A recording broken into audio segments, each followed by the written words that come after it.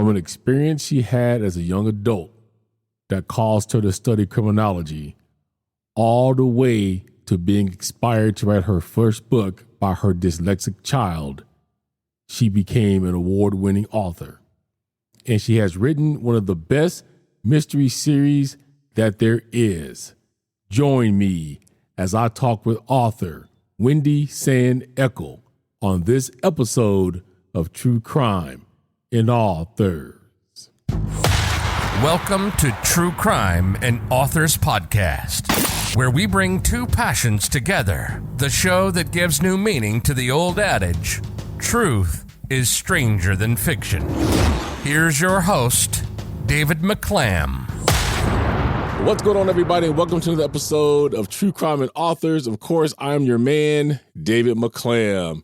Hey, if you guys haven't already, make sure you follow us on all of our social medias. One link to a link tree can be found in the show notes of this episode. If you are paying attention or looking at your calendars, you know that once again it is time for another author interview, and I have a good one for you today. Let me tell you who our guest is. She is the award-winning author of the Rosalie Hart mystery series. Mystery at Windswept Farm is the third in the series, debuted in August of 2022. She studied criminology and earned a master's in social work, writes the advice column for the Maryland Writers Association newsletter, and enjoys mentoring aspiring authors. She lives on the eastern shore of Maryland, where she is happiest when cooking for a house full of family and friends. She is the author of the Rosalie Hart mystery series, which includes Mystery at Windswept Farm. Please welcome Wendy San Eckel. Hi, Wendy. Thank you for joining me today. Hi, David. Thanks for having me. It's an honor and a pleasure. So you studied criminology. It's kind of a big leap from criminology to writing. So how did we get there? Oh, it was a long path, that's for sure. But I had an experience when I was a senior in high school.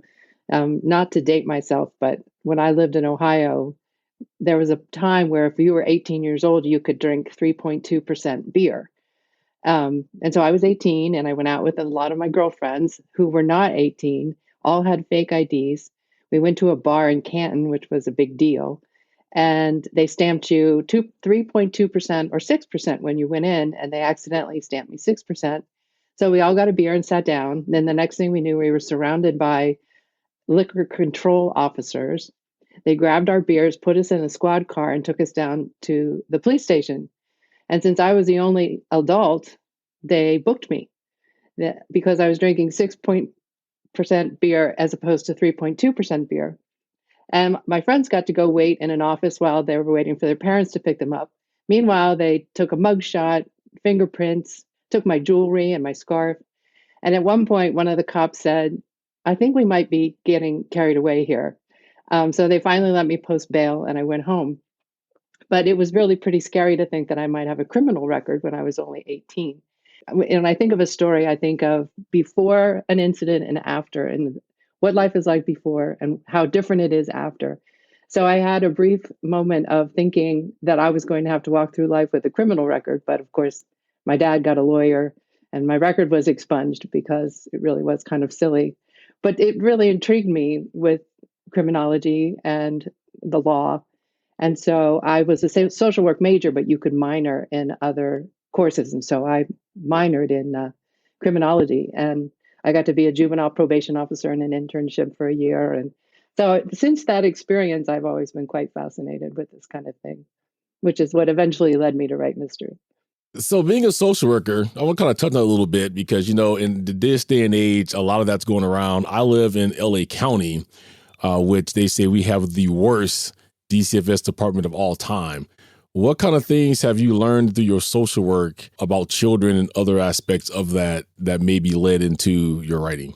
Oh, so much. I'm fascinated with relationships. I was a family therapist and had a private practice toward the end of my career. I think that relationships drive us. I think how we interact in the world says so much about us. And I liked writing characters. I really do focus on their story arcs and their relationships with the world and with one another. And I was listening to some of your podcasts, and did you say in one of them that you have a child with a learning disability? Did you say that? Was that it? Yes, two of them. Mm-hmm. Okay. So my youngest has dyslexia, and so I was working as a therapist, and she was diagnosed in second grade, and it was on the Eastern Shore. We can talk about my setting, the Eastern Shore. I was living on the Eastern Shore at the time because it's pretty fascinating.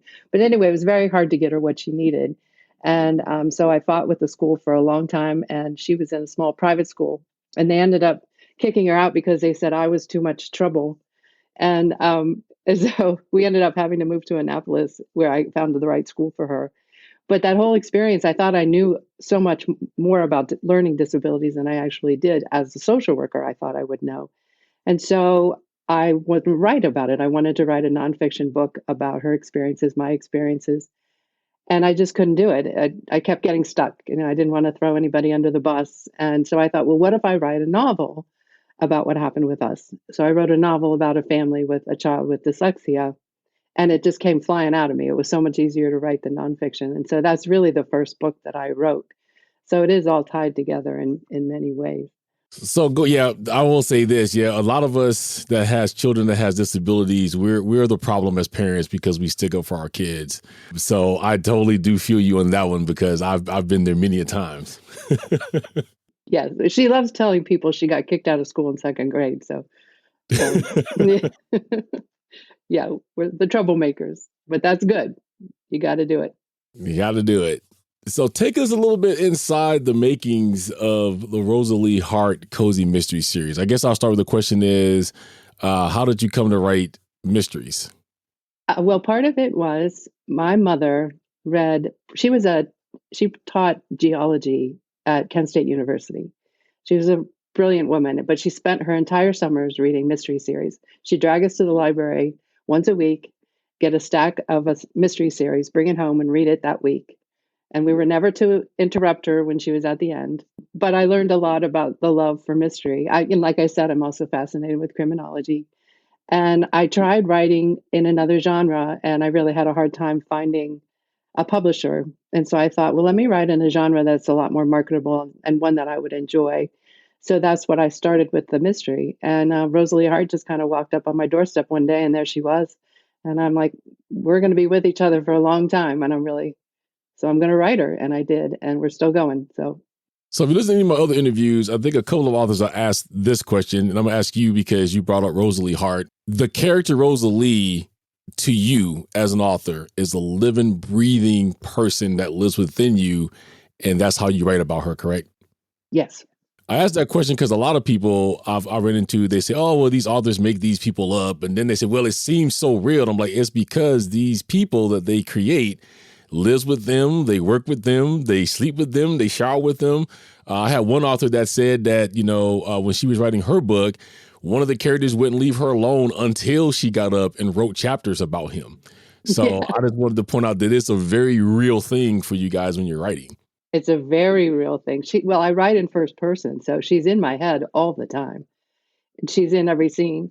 But what you said about characters kind of nudging their way to the forefront is so true.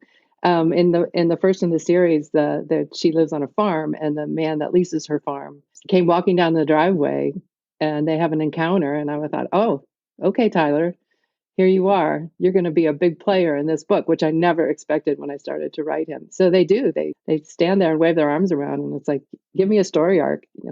I have things to say. And when you find their voice, which hopefully is very different from Rosalie's voice, then they talk to you too. Yeah, I've heard that before too, that there's the number of others I talked to said the same thing. They had a character that maybe was going to be in the book, maybe not, or maybe have a small role. And then that character ends up being a very focal point of the book. How does that end up happening? Just because you're writing and it makes sense to do that, or they just nudge their way in like that? For a character like that, they definitely nudge their way in. But it's interesting. I do a lot of research in inspiration, and Elizabeth Gilbert wrote a book called Big Magic. I don't know if you're familiar with that, but it's a wonderful book. She wrote Eat, Pray, Love, and some other books, which were okay. But this Big Magic, I've got it on my shelf and I pick it up all the time. And she talks about the muse for any kind of creation, but how instead of thinking that the genius and the muse is within you, she says that the muse visits you. And when it visits you, if you're not open to it, the muse will go on to the next person. So you have to be open to that muse. And I feel that there are times when I'm writing where there's the muse, and the stuff that comes out of me is just amazing, where other times I can't pull anything out. For instance, there's a funeral in the book that I'm writing right now, the fourth book in the series. And we're at the funeral, and the victim's son, who's in his 40s, is talking to my characters. And this person just showed up, and she walks up to the guy. She's 16. She's got a bunch of tattoos and earrings. And she says, "I'm your sister." I don't know where she came from, but it just gave me this amazing plot line.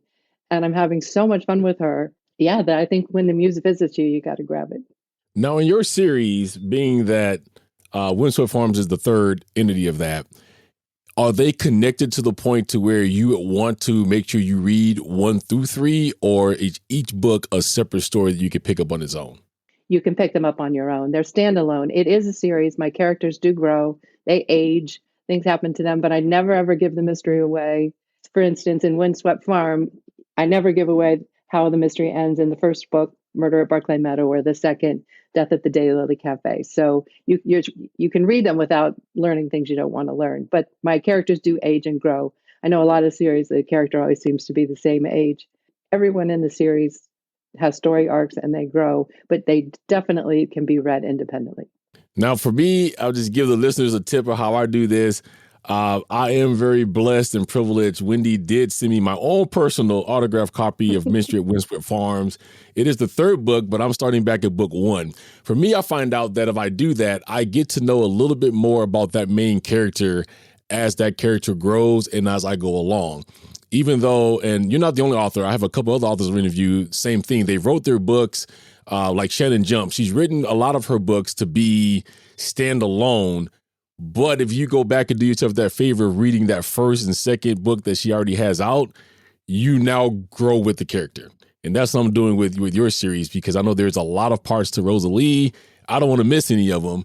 And I know even if you don't intend to, sometimes there's tidbits of, oh, yeah, well, I remember that happened back in book number 1 and 2.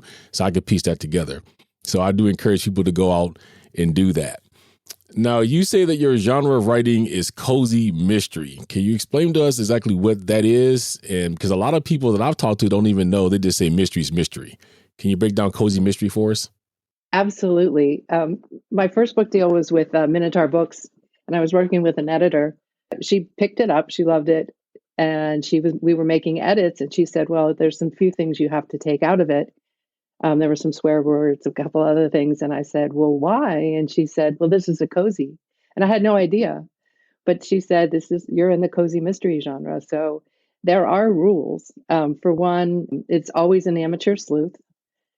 What else? Let's see. No sex on scene. That all has to happen off scene.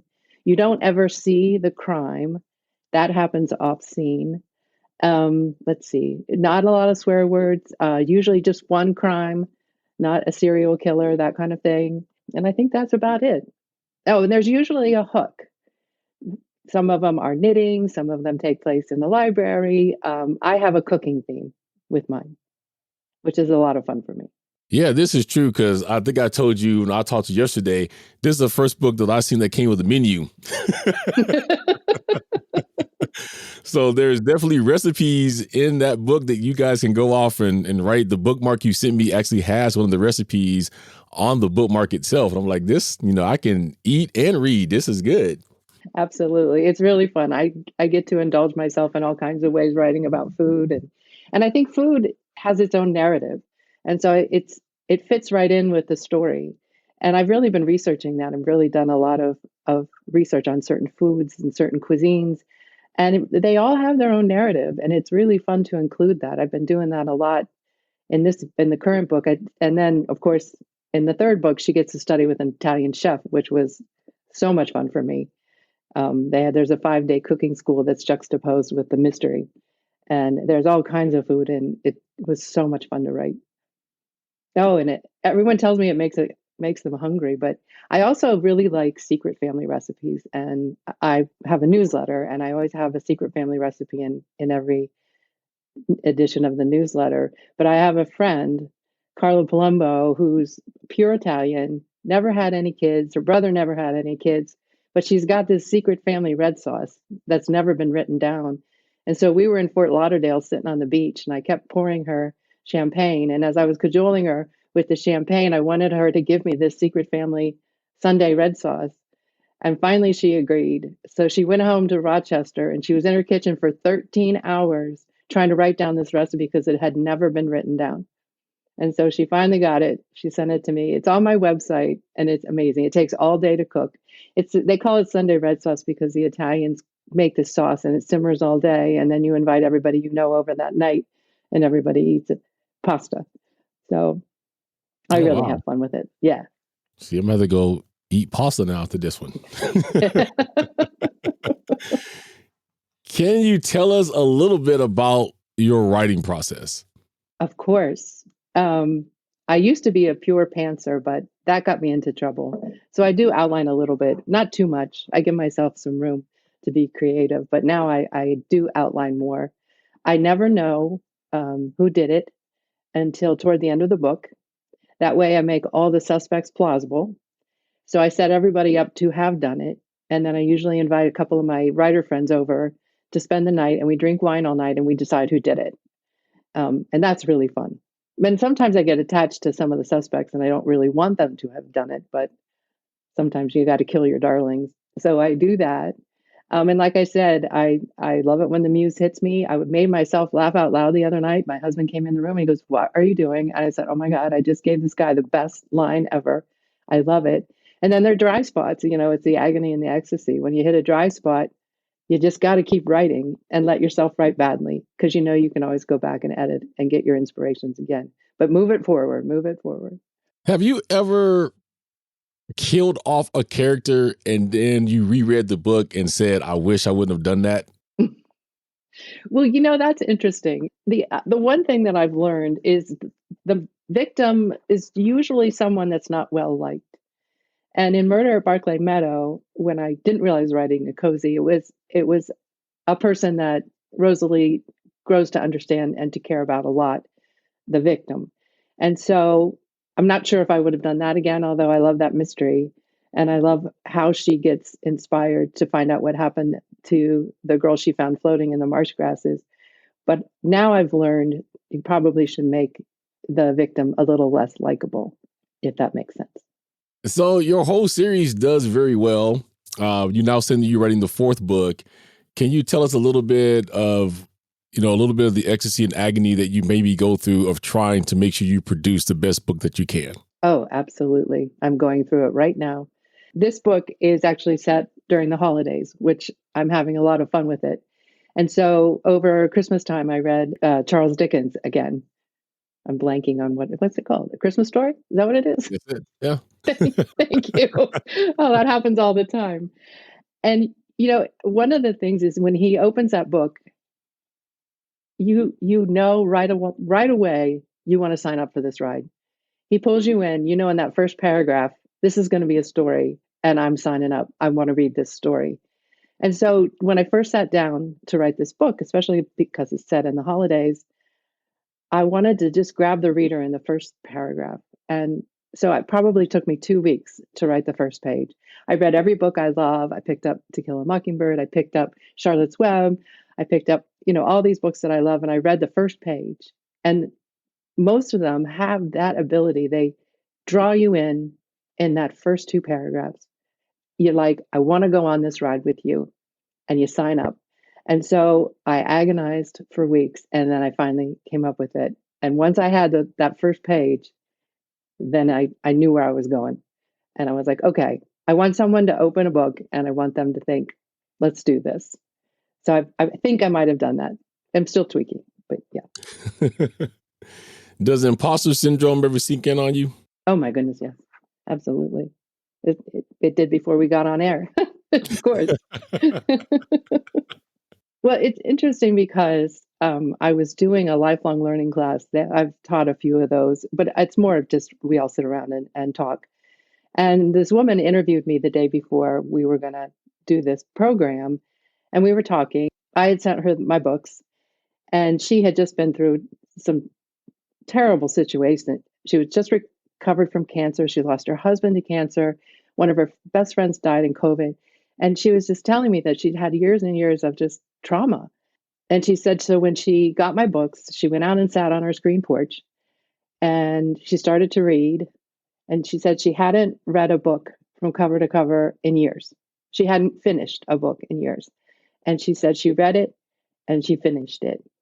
And she was so grateful. We talked about why that may be. And this is sort of related to the cozy genre. But I think she felt safe that I wasn't going to take her somewhere she didn't want to go. She felt safe to go on that ride with me. And I think one of the things I feel very strongly about is you got to give your reader a satisfying ending. You can't trick them. You can't tease them.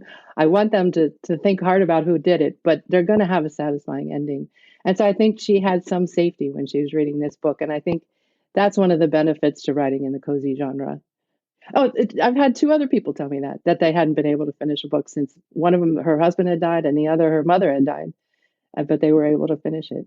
I can definitely speak to that because of the fact that, well, being a true crime podcaster, as you can imagine, I have a lot of authors that contact me that are true crime authors, or they have stories like that. So I read a lot of books that deals with crime and murder and things of that nature. And reading for me, like I'm sure it's for many other people, is an escape, right? Reading takes us someplace else other than what our current problems are. And your books fit into that because of the fact that I know I'm not going to have to deal with murder. I'm not going to really have to deal with the sexual aspects of that. Even if that is part of the story, it's presented in a different way than the vivid ways I'm reading that. So from somebody that's lost my mom too in 2020, so just about 3 years ago almost now, my father-in-law died 11 months after that. I didn't want to do anything true crime, didn't want to do a true crime episode because you're just in that funk of, I don't want to even deal with death, which maybe 98% of true crime is. So I understand where they're coming from. And you have a good book. So it's one of those you don't want to put down. So that always helps. Absolutely. All right. So I do know that you are traditionally published. If you listen to my show, you know a lot of authors I have is independently published. Can you tell me what your decision was between going independent and traditional? When I wrote the first book about my daughter, or about the family with the daughter with dyslexia, it was called Educating Tigers. I was with an independent press. That was a while ago. That was when print on demand was just getting started and popular. And so I signed on with a publisher, and it was print on demand.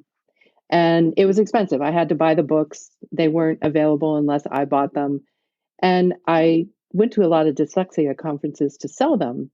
And I would get a booth and people would come and talk to me. And the people, we would have these amazing discussions about having a child with dyslexia. And one woman bought my book and she said, my daughter's in kindergarten and she just got diagnosed. And so I've been reading all these books about dyslexia. And one of them said 70% of the prison population are dyslexics. And she said, and I started crying and said, my baby's going to prison. And, people just get so scared when they think they can't help their kids. I was like, no, no, no, no. So she bought one of my books and she went upstairs and she came back down. She said, I read the first chapter and then my book literally fell apart in her hands. The binding wasn't glued and all the pages fell out. And I was mortified. And I think when that happened, I thought maybe I need to find a different way to do this. Now that was a while ago, and I don't think that happens anymore. But it was it was an unpleasant experience, and so I decided I did find an agent. My agent found me my first book deal, and then I was orphaned after the second book, is what we call it in the publishing world, when your editor goes off to another publishing house and you don't have anybody to fight for you. So I found another agent and she eventually found me Level Best Books, and they agreed to republish the first two in paperback, which they never were, and then gave me 3 more books. So it was a 5-book deal and it's been wonderful. It's been really wonderful. So I do know that you work with, you have an agent, a publicist I've gotten to talk to. Kindle's very nice. Where does that fit into the importance? I know that you're very busy with writing, probably doing speaking engagements. Where does agents and publicists for an active author fit in? It's interesting. I've actually had 3 agents over the years. I wrote a sequel to Educating Tigers and I pitched it to an agent at a conference and they gave me a contract. And it was a big New York publishing firm and she was trying to shop the book around. And then she emailed me and said, I can't work here. This is a terrible work environment for women. And I said, "Oh my gosh, I'm so sorry." And then they just dropped my book through the cracks. I had no one to fight for it again. So I was like, you think you get an agent, you're like, "Oh, I'm good. I got it." And then I found the second agent, and he did get me my book deal. And then I wanted to meet another agent because Ken decided he didn't want to try and get me the third book. He had moved on. And so I went to a conference. I met Dawn, and we hit it off so well. And when I showed her my two books, she said, "Oh my gosh, I can't sell a series mid-series. I just can't do it. No one will take it." And I said, "Okay, well, thanks." She goes, "No, no, no, wait. I'm going to sign you up because I really like you." And then she tried to sell it and couldn't sell it. And so I said, "Okay, fine." And she said, "Well, wait, can't you write another series?" And I was like, "No, I'm not done with this one." She said, "All right, but I really like working with you." And then 3 months later, she picked up the phone and called me and she said, "I found you a home." And she found me Level Best Books. And so she helped me so much. You get the agent and you think I'm home free. But like I said, I've been through three. I think Don and I are going to stick together for a while, but it's not like it looks. It can be pretty hard knocks. After going through all those woes with the different ways now of actually marketing and publishing a book, did you ever just think that you were going to go back and decide to do this independently at any time? I think that if Don hadn't found me Level Best Books, I probably would have done something like that just because I love this series so much and I really just wasn't finished with it. And I love the third book. So I certainly would have considered that. Absolutely. Absolutely. The number one complaint I do get from authors that are independently published is that they don't want to go traditional because they feel like their books would be hindered, or they have a certain time frame in which they can't release a book. Maybe they release a book today and they won't release another one for another year. Do you feel that with the publisher you have that they work with you on that, or do you feel hindered at all? Macmillan, yes, you had deadlines. You had I had a year to write the second book and it was going to come out in July. And yes, and they do make a lot of changes, lots and lots and lots of edits. Now with Level Best Books, they don't hardly make any edits at all if it doesn't need to be done, and they want you to get it as clean as possible when you send it to them. And there was a backlog this time with Mystery at Windswept Farm. My editor was overwhelmed, and I had already hired this publicist, and she said, "Well, we have to have this pub date." And so I have a friend, we're in a critique group together, and she's also a freelance editor. And I said, "Susan," I mean, she knew my book very well from critique. I said, can you go through my book one last time?" And she said, "Absolutely." So she did that for me. And then Carla, my Italian friend, she vetted all the Italian in the book because you have to have, if you're going to put a foreign language in your book, you got to get it right. Otherwise, you're going to annoy your readers. So Carla vetted that book. She went on vacation in the Finger Lakes and she read it. And I'm like, I reached out. I said, "Carla, it's been 3 days." And she said, "Well, I'm just reading the book and having fun." And I was like, "Just go through the italicized words and make sure they're right." And so she did that. And so I delivered it to my editor and I said, "It's been edited. The Italian's been vetted." And she said, "I'll read it once through and then we're going to format it and we're going to go." So that was really nice that we had that flexibility, that she was willing to trust another editor to save her some time. And then we hit the pub date. It was amazing. So there's a lot of flexibility there, but she was very, very appreciative too. And that's the other thing in this business. You just have to be a nice person. I mean, it pays off like there's nobody's business. If you're easy to work with, if you meet your deadlines, if you're a nice person, it really, really helps. So you bring up editing. Tell us what the importance and the value of editing is for you as an author to make sure you get that right. It's huge. It's such a big part of the process. And it's a part of the process that I know that a lot of beginning authors really struggle with, to have another set of eyes on their words. And a lot of people will just resist and say, "Well, I wrote this book and it's my book." But there's a lot of smart people out there. I'm in two different critique groups. I love now when someone gives me feedback because for the most part, they're right. And it's very helpful to me. I look for it. I seek it out. I welcome it. I mean, there are times when I say, "Nope, that's not what this book is about." But I think it's a really important part of the process is to have another set of eyes on what you've written. So I know we touched on this a little bit, but I know there's probably more to it. So tell us why you are obsessed with cooking. Now, we do know, we talked about that there is a lot of recipes built into your third book, but you actually worked in a 5-day cooking class into this. So why do you love cooking so much? What does it do for you? Well, for me, like in my intro, I love it when I have a house full of people and I have a bunch of food out and everybody's just eating and laughing, and it just fills my soul. And I look at food as a way of nurturing other people. And I look at that when I write about food too. I feel as if I'm nurturing my readers. I wrote the Italian chef story because, well, I guess about 8 or 9 years ago, I went with a bunch of girlfriends over to Tuscany and we went to a week-long cooking, they call it a cooking vacation, but we got to study with an Italian chef. We stayed in a villa and there were other people there too, but it was one of the best vacations I've ever taken. And so that's why I worked in the Italian chef. I really, really do love all things Italian. So Yeah, me too. That's probably why I have some extra pounds. you got that right. So you've mentioned that you are currently working on your fourth book. Can you tell us a little bit about that without giving away too much of it? Yes, like I said, it takes place during the holidays. There's a guy who's riding his bike home from the country club and he gets hit by a car. You find out later that he's not a very likable guy, but he used to play Santa. He would be in the parade, that kind of thing. So everyone says you can't kill Santa, you can't kill the dog. So, but I don't really kill Santa. He's just riding his bike. But anyway, that's the murder. And she's opened a cafe, so I get to write a lot about the cafe and her cook. They had a little expansion, you'll see in the third book. So the cook, while they were closed down, went to a culinary school, and he's just an Eastern Shore guy, but he comes back from culinary school and he thinks he's the next Gordon Ramsay. And so it's a small cafe in a small town, but he keeps trying to elevate the food. Like he puts kimchi on the grilled cheese. And so I have another storyline with Custer because he keeps trying to elevate the food, and it's a good story arc for Custer and Rosalie. But I'm having a lot of fun with it, and I'm having a lot of fun with the food. Yeah, sounds interesting. I can't wait for it to come out. So, who inspired you? What are some authors that you are inspired by to write? I am an eclectic reader. I do love mystery, but I love everything. What I love most about a book is one that makes me feel.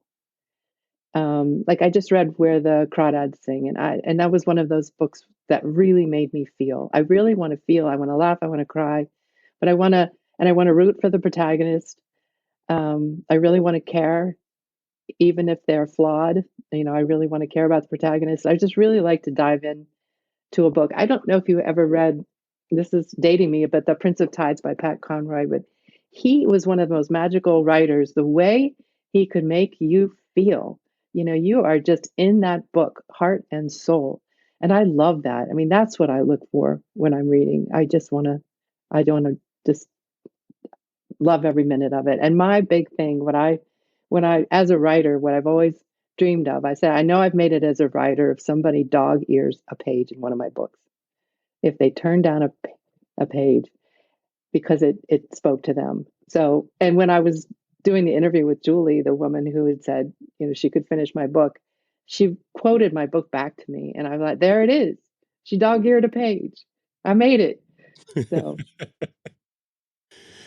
Well, I do a lot of reading digitally on my Kindle if I can. One reason for that, because I can carry a bunch of books with me. The other reason is I like to preserve my books. So if you ever read digitally, the equivalent to dog earing your page is basically when we underline passages and quotes. okay. So there's some books I actually buy that's brand new. And this is the cool thing with digital books is if somebody else has read that book and they've underlined something, it'll give you notation that says 134 people has found this or has underlined this topic, and it have little dots underneath it. So I have love seen that. some of that throughout your book. So yes, people as dog earing pages for you. Oh, that's great. Thank you. Oh, you made my day. What would you want, or what is the biggest thing that you want readers to take away from your books? I think all of what I just said. I want them to have a good time. I want them to laugh. I want them to feel. I want them to feel satisfied when it's over. And I want them to keep reading. But that's huge for me. I feel that if someone is taking the time to read your book, that you have a responsibility to give them a good ride. And so if somebody feels that happened for them, then I did my job. In closing, is there anything you would like to say to your readers and fans out there? Well, thank you to anyone that's picked up the book and enjoyed it. Thank you for anybody that gave me a review. But and if you tell your friends, that's great. But thank you so much.